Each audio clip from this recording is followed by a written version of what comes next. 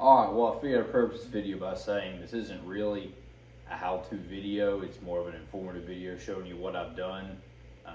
I'm sure I'm not the only one that's had the idea to do this, and I looked around quite a good bit and I couldn't find anything that really kind of showed in any sort of detail how they did it. You're gonna have to excuse my poor video editing, probably repeating some stuff. Like I said, I was just filming this as kind of a secondary effort, not a primary effort. So my apologies if you hear me repeat stuff and things are kind of haphazardly thrown together. But with that being said, I hope some of y'all can gather some good information from it and maybe decide to do something like this on your own.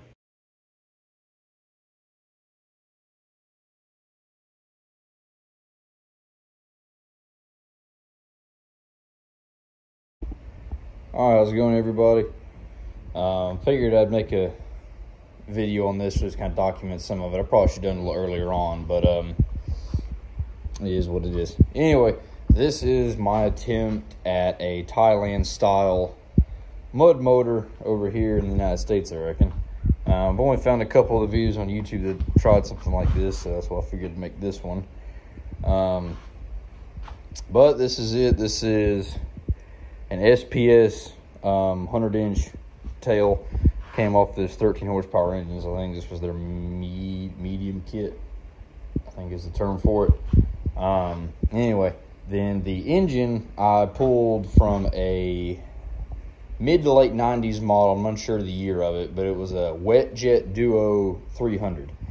And this particular one, they use a few different engines of jet skis, but this is a Yamaha 701. It is a 2-cylinder, 2-stroke, water-cooled jet ski engine. It's rated at 73 horsepower at 6,300 RPM. This is just kind of how I've done things. I've put together a frame.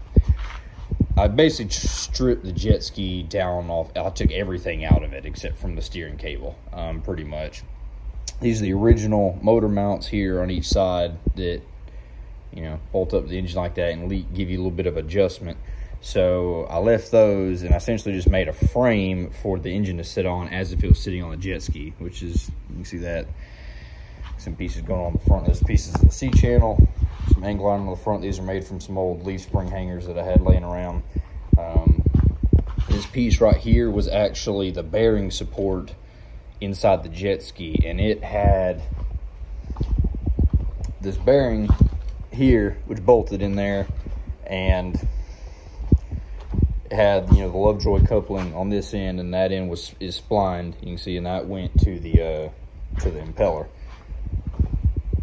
So I got actually super lucky using this, and that's because that bolt pattern for that is the same bolt pattern for on the back of a standard 8 horsepower and up longtail. So that bolted up pretty easily there. For cooling, I went back and forth on whether or not to do an electric pump or a mechanical pump, and I had a really hard time trying to find electric pumps that were meant for that had the flow rate that I needed, because most of them were either too high a pressure or too high a flow rate. There was one or the other, and I had trouble finding one that was meant for continuous duty that wasn't like $500.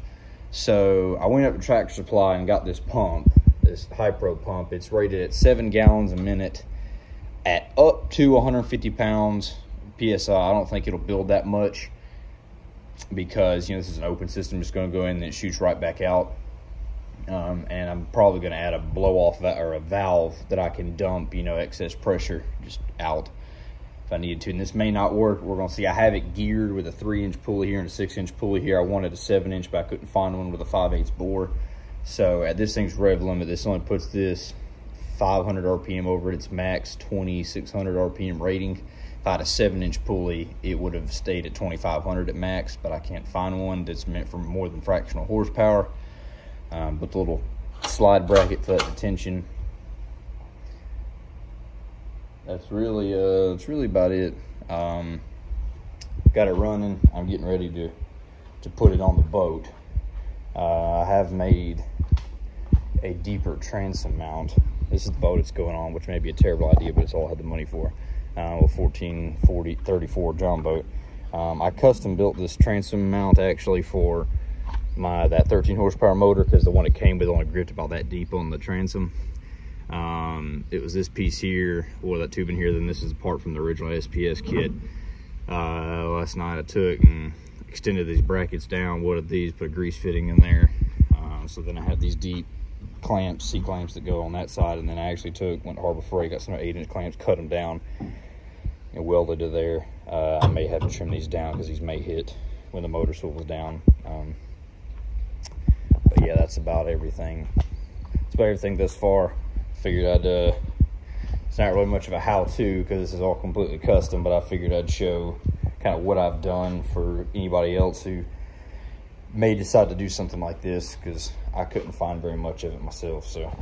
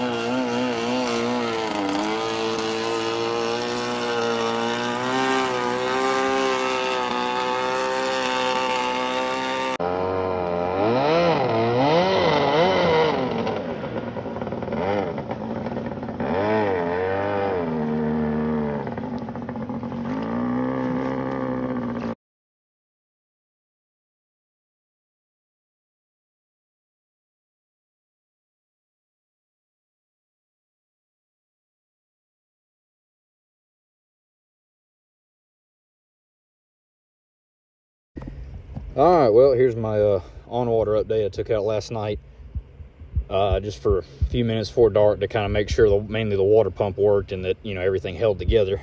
And it did. Took it back out today. Everything worked shockingly well. It's terrifyingly fast, even when it's way under propped with this 8.5-inch 8-pitch prop. I need a 9-pitch 10 or 12-inch prop, but even with this, I mean, once you get it to what I call its bite depth, the power is instant. I need to build a drop handle like I did for my 13 horse so I can lift it further up to get the prop further down in the water. Probably gonna try to add a plane tab on the back too. I've seen that done a lot with longtails, but I've never tried it myself. The water pump works quite well, actually. This is that one from Tractor Supply I think I'd mentioned before, but I just have these 2 ports on the side of the boat with some mesh over them. You know, they feed up to a T, and this pump's self-priming, you know, so it starts cooling the engine within about 5 seconds of running. The only problem really that I see so far, last night I lost my prop nut. Just probably should make sure it's still here. Yeah, it's still here. New one, that is. Yeah, the only thing I need to do so far that I see is I need to put some type of seal or gasket in here because it's throwing the grease out, because, you know, it's meant to go flat up against an engine. But it runs really well. Have all my fuel lines and return lines run up here to this 12-volt electric pump. I have a T off the main line coming off here so it can cycle back if that puts too much pressure. And then the carburetor has its own return line. And I kept the factory kill switch and start switch off of here. Same thing with the throttle.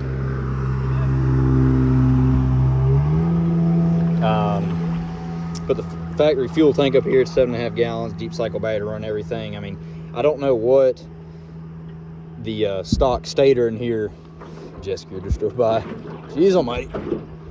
I don't know what the stock stator in that box puts out for voltage, but you know, if it put out nothing, that deep cycle battery could run this thing all day long easily. I mean, this pump only draws 1-2 amps. But yeah, so far so good. Just have to get everything more dialed in. Transfer mounts working, wiring's kind of hillbilly rigged, but the name of this boat's trial and error, so everything's working.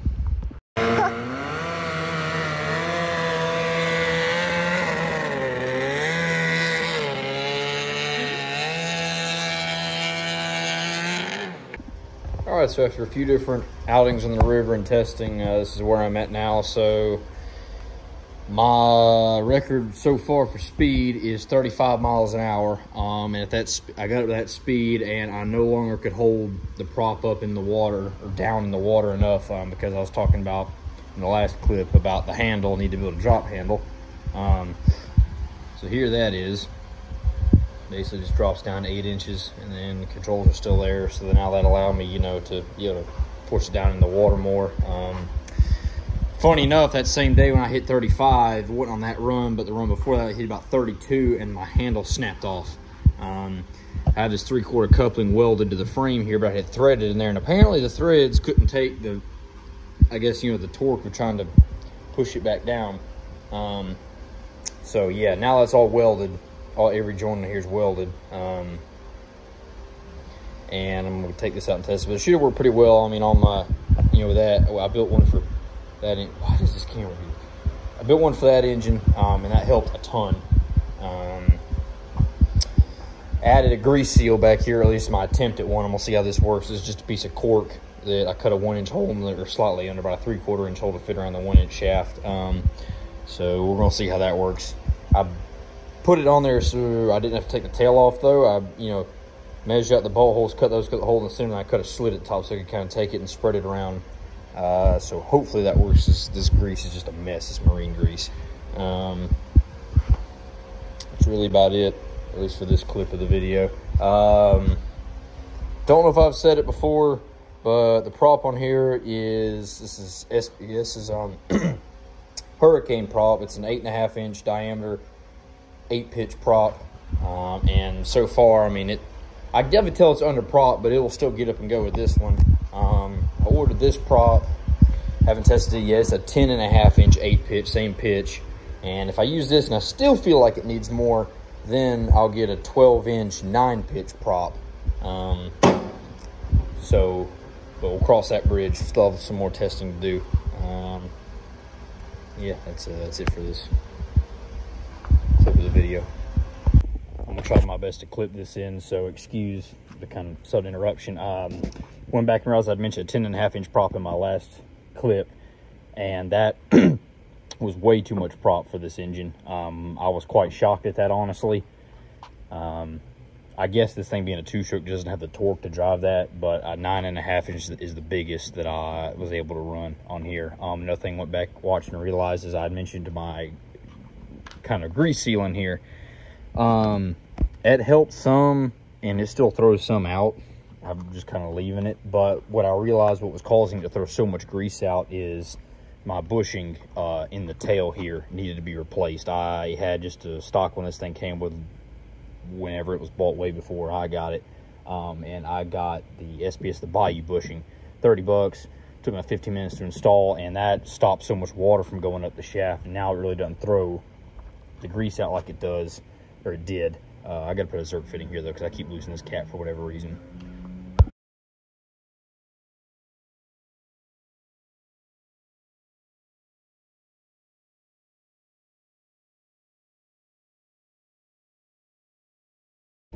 All right, so you'll see in those pictures that I had taken those 1-inch elbows and put them on the side of the boat and used those for the water inlets, and that did work. You know, it's cheap, only about 10 bucks to make. They do cause a good bit of drag though and create a big old rooster tail. And I mainly did that just to make sure it would work. But when I got this boat, which you'll see in a few minutes in the video, I went with through-hole ports. Just look up through-hole scoop. These are made out of stainless. You can get them out of bronze. The stainless ones are about 30 bucks a piece. The bronze ones are about 50 a piece, but they go through. They're nice and hydrodynamic and everything. I put some JB wood on those to be sure, but they come up through the boat and they thread down and seal there. And then from there, I got a 3/4 inch one from Amazon because the outer diameter was 1 inch, and then from there I just use these adapters to go back up to the hoses like normal.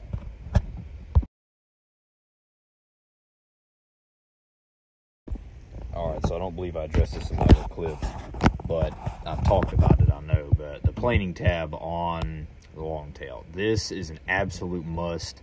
I must say, I never believed these things worked to the extent that they do.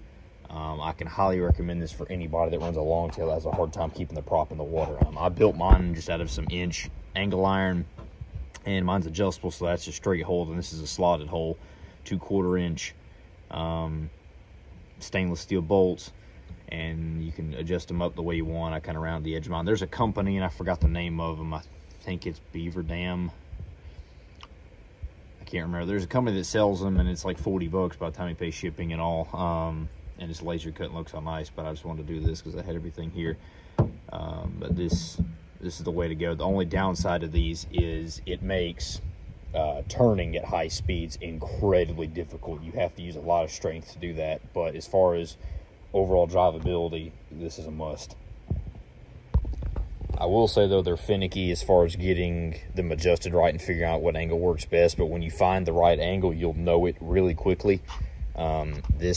I actually started this out at a lot less of an angle, and I had to keep that hole the same, but I actually had to drill a second hole further to make it more aggressive. You can move that slot allows me about a 1/2 inch of adjustment on the end, but it's something you got to play with a good bit to figure out what works best. But whenever you get it dialed in, it'll pretty much hold it in itself. You'll feel it right away once you've got it where it needs to be.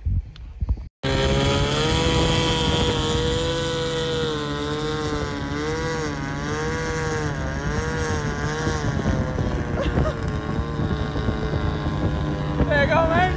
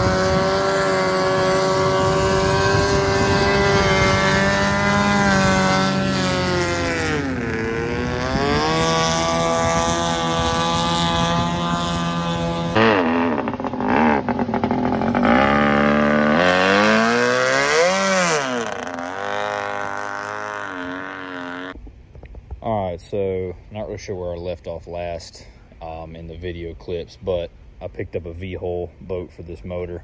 I can finally say now 100% that a V-Hole is faster and handles better. You can't run in shallow water, obviously, but V-Hole's the way to go for something like this. As far as the motor goes, really hadn't changed much about it, other than some prop stuff that I'll get into in a minute. I think that I'm at the point where it's as good as it's going to get on this boat. Before I put the trim tabs on it, I had it up to about 37, 40-ish. Friend on a jet, my phone was saying 37. The friend on a jet ski next to me was saying it was 40. Accuracy out there is pretty low because the cell reception is pretty bad, so who knows. It was definitely faster before these trim tabs were on here, but it would start bouncing, start porpoising, you know, uncontrollably. Put these on there initially, I made them, they were like 12 by 12. They're way too big. Now I've trimmed them down to a good bit smaller, and they stop that, you know, completely. But they do limit your speed a little bit, and you can adjust them. They're just made from a fence turnbuckle and an old aluminum sign and some door hinges and stainless steel bolts, and, you know, sealed everything in there. But my top speed with this prop has been 37 miles an hour, as fast as I've personally recorded, and I don't see it getting much better.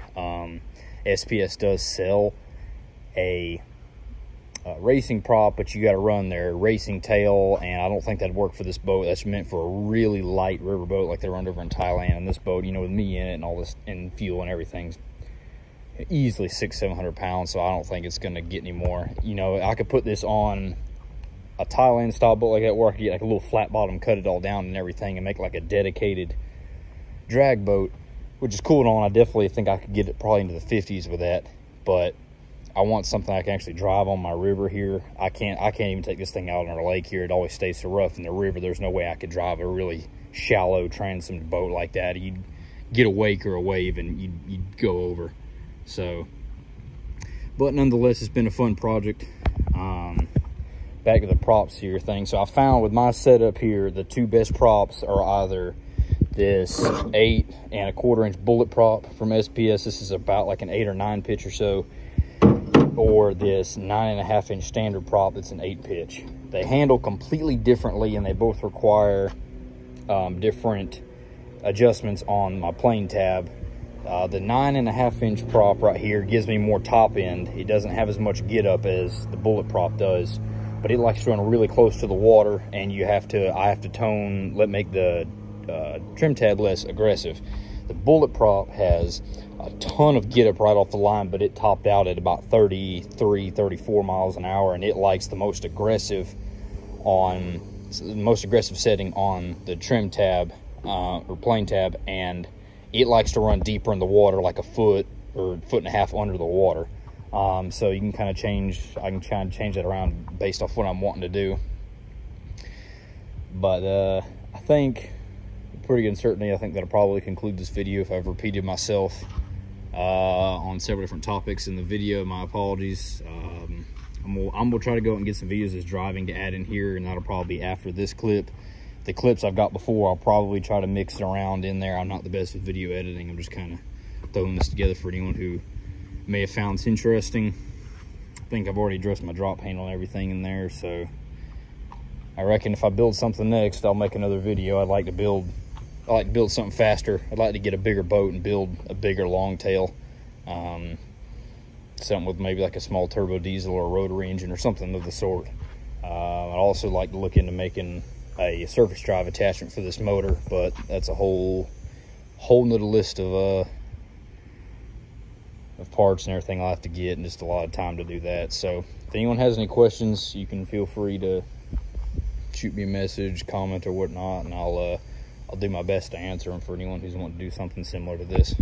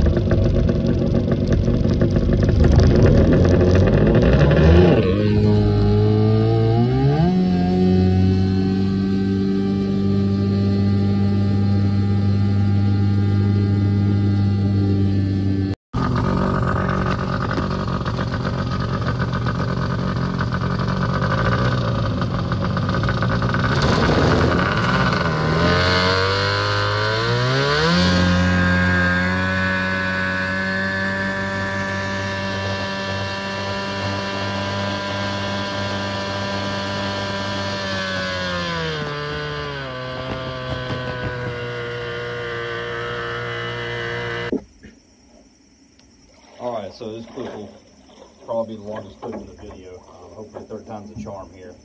First time I tried doing this, I was using a GPS app, and I didn't know that the free version only had a time limit. And the second time, bought the longer one, and I filmed a decent clip of driving around talking about this and everything, but I could not get the audio to import into the software that I'm using to edit. I tried everything I know to do, and the audio from the video would not import. So I'm filming this on the regular camera. I'll put in a little snippet of the other one. It won't have audio, that way you can see the speed.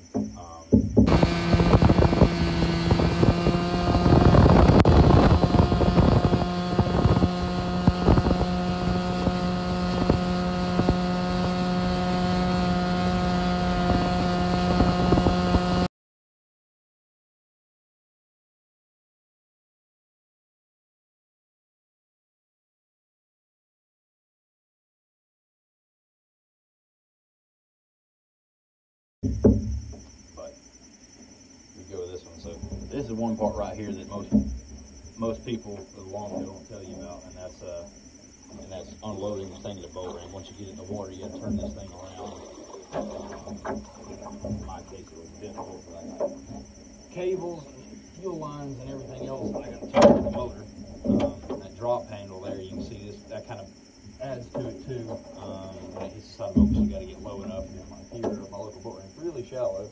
So I've got probably a bunch of weeds right now, actually. Once you get that turned around, it's not too bad. The lines and everything are pinched. This is one of the greatest things you can do for any long tail on just one like this is tie you a little string or something like that with a carabiner on the end of it. Put your eye bolt in your seat right here, so that way you can hold the tail like that without letting it drop all the way back. Then you gotta turn this thing around, which is also a little easier said than done when you're at a narrow, shallow boat ramp like this, because that rope kind of can prop and slide in the water. But it's not the end of the world. You get the hang of it real quick.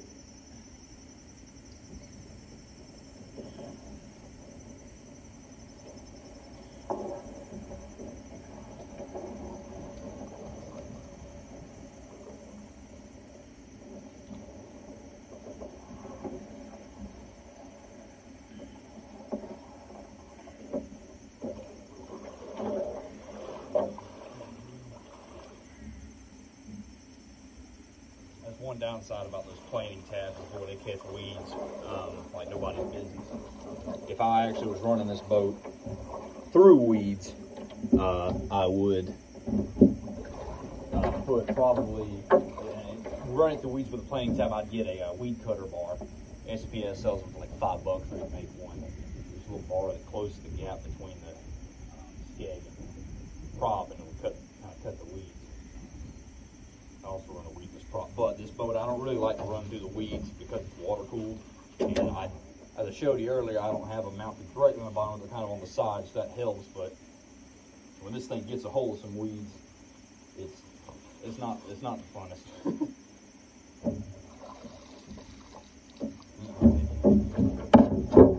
Any long tail, you don't have reverse.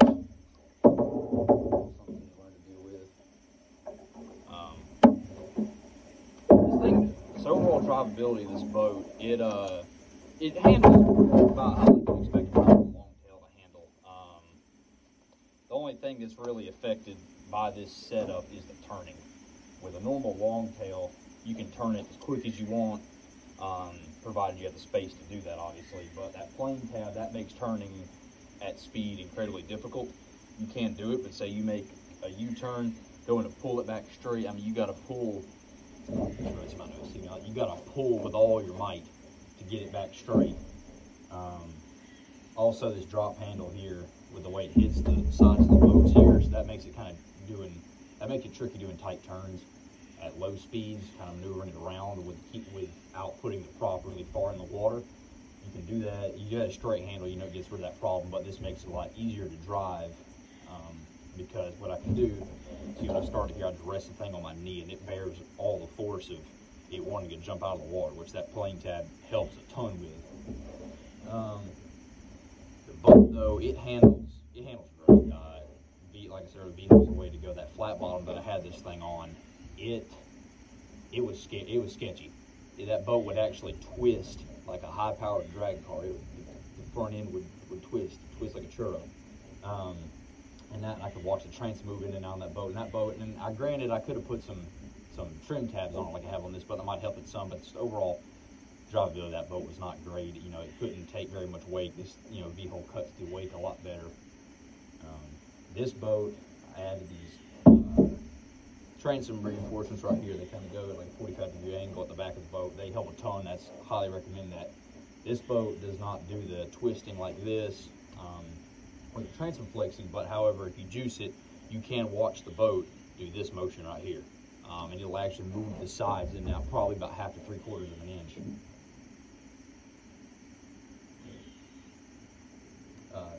Going back to the turning thing, turning at low speed, say around that boat rim, if you hold the prop about halfway in the water, you can use the natural direction of the prop to kind of spin you on a center point like that, kind of slowly, but that does work. That's about all I can think of to get into driving it. The 37 to 40 mile an hour runs, though I've only been able to get those out of like extreme ideal conditions, you know, perfectly smooth water, no wind, and it's very finicky to get there, and I've only been able to get up to that with that 9.5 inch prop. That prop drives really funky, as I talked about it earlier. You have to, it likes to ride really close to the surface of the water, which is normal-ish for a long tail, but I don't like that because on a normal powered long tail, like a Predator engine or whatever, you jump the prop out of the water, you jump over something, or it hops out, it's really not that bad. This thing, when it hops out of the water, you know, with this power and spinning at the RPM it does, which is, you know, up to about 6,000, it's not fun. It's kind of terrifying, actually. It'll about put you to the floor, and it makes the boat twist really bad like this. So that's why I don't really like running that prop, but I can get a higher mile an hour out of that prop. It's just really finicky to get it there. You gotta get the engine spooled up and then set it down in the water, or set it deeper in the water, otherwise it'll just bog it. It won't be able to get it up. This bullet prop though that I'm running, I can pretty much put it and go wherever I want. I like this prop a lot better. I sacrifice about 3-4 miles an hour top end, but just the acceleration is so much better. The overall drivability is better, and it likes to run deeper in the water, so I don't have to worry about it hopping out of the water at speed. But on here can't pull it, so just get you one of those little cheap 12-volt fuel pumps. Try to do a switch. I kept all the start and stop off the jet ski here. That's spoiled me greatly because my old 13 horsepower can pull something. I just got heat, try to heat that start. But pretty much started up. We'll talk as loud as I can to see if you can hear me while I'm driving. At full speed, you won't be able to hear me at all if it's splitters. I've got earplugs. But start, let it warm up, make sure the water pulls. Let it go.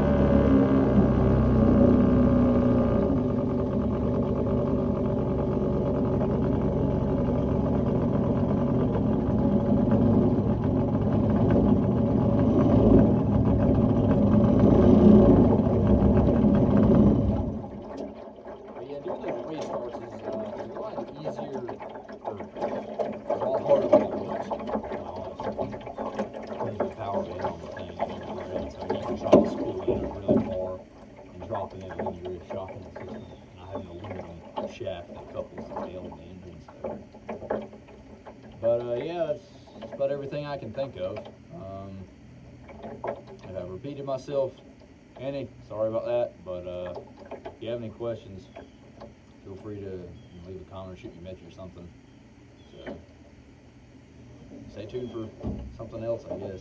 Hoping next summer I can build a more powerful longtail or surface drive or something. It is starting to, it's about to be October here, and season's going to be running out soon. So. Oh well, take care.